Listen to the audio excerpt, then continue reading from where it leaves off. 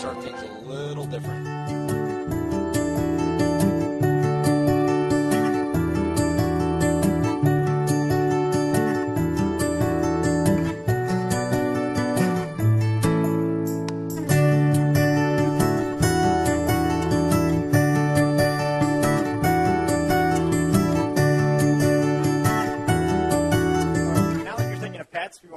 We want to bring you to Watch My Pet, which is a website, a community that's bringing together pet owners and pet sitters. The problem is, all of us have pets. There is one option, kennels. They're not flexible. They're in high demand, and it's unfocused. The market is highly fragmented, and we think this is an area that we can capture. All right, so we have by far the simplest idea of the evening, but something that we feel would be pretty effective.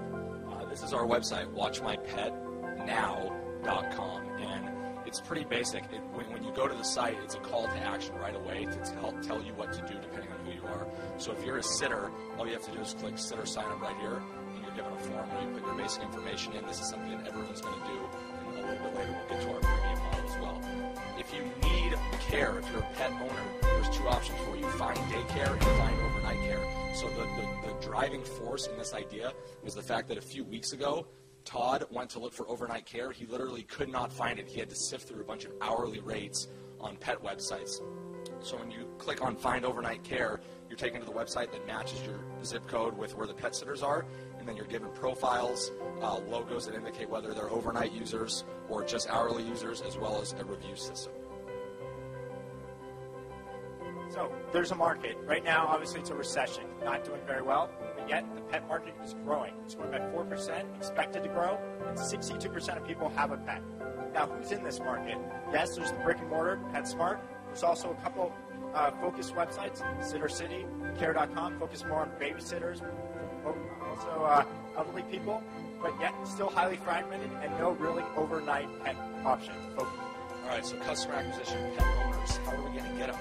For the interest of time, we're just going to talk, we're going to kind of sum up this slide. The main driver here of getting the business is social media and word-of-mouth advertising. We spent about 45 minutes last night talking to a pet sitter who did this professionally for 6 years. She said Facebook, which, by the way, was not as big when she actually did this 5 years ago, was one of her biggest driving forces as far as advertising, and word-of-mouth was her most effective way to promote her business. How are we going to get the pet sitters? The main thing here is to make this as easy as possible. The one thing that pet sitters need, they need to be found.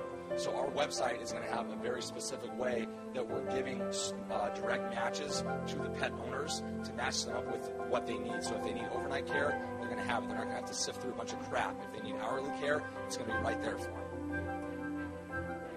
So this is an underserved market. We have an option for you. How are you going to make money on this? Well, suppliers, you're going to have two options. First, you have the low cost, where you just free profile. You also have the premium profile, which is going to include like a highlighted profile, reference options, background check, all included.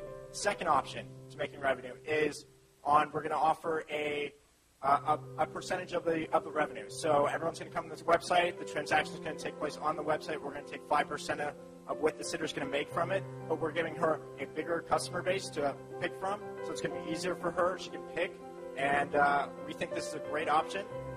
Underserved market, very simple, easy to go, scalable, and so if you have any questions, we'll open that up.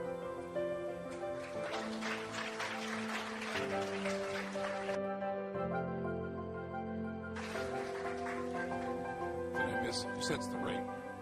Was that? Who sets the rate? Who sets the rate? The pet sitter sets the rate. So that's actually, just really quickly, one thing that we didn't touch on. One thing that we're going to do to get pet sitters is to literally go to the pros. So there's a lot of pet sitters out there right now that are professionals that have their own sites. Quite frankly, their sites aren't very good.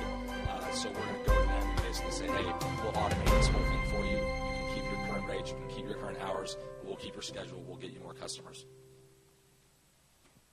Just for a comment, I mean, just positioning as performance-based marketing for them, that should be a pretty easy sale. Yeah, definitely. Do you have any validation from the users that they want something like this? I mean, the people who have pets? Well, I have a personal experience. Business individual coming back from vacation, you're rushing to get home. Pet places closed on Sunday at 5. Holidays, you can't pick them up. You have to wait for the next day. You household here. You can pick them up. They're open 24 hours. This is an individual. There's also the option of pets are in cages. They come home, they're tired, they're sick. You know, if you just bring a pet to another house running around the yard, it's like they're in their normal habitat, so it doesn't affect them.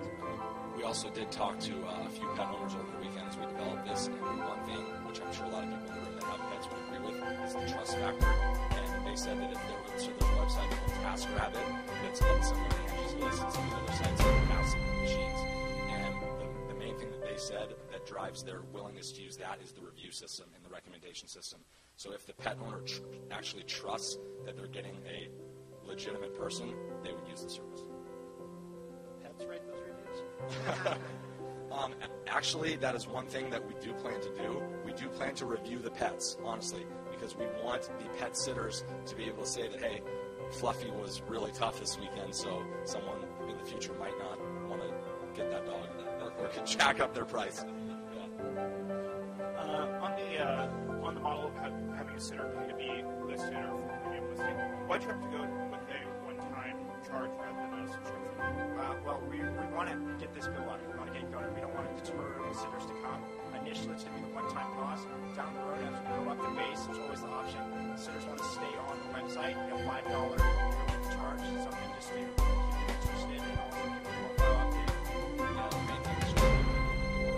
So with the premium membership, the background check is actually critical for what I just mentioned, that trust factor. So yeah, sure, you can come on our website as a pet sitter and say that you'll be a pet sitter for absolutely nothing, but what's really going to drive business? The premium or the background check, the label that says certified, et cetera, et cetera, et cetera. So that's what you're going to have to pay for one time to then have potentially more revenue down the line for yourself.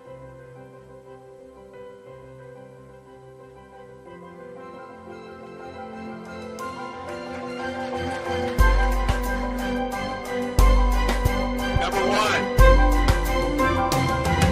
was Watch My Pet. Congratulations. And Watch My Pet will be going on to the Global Startup Battle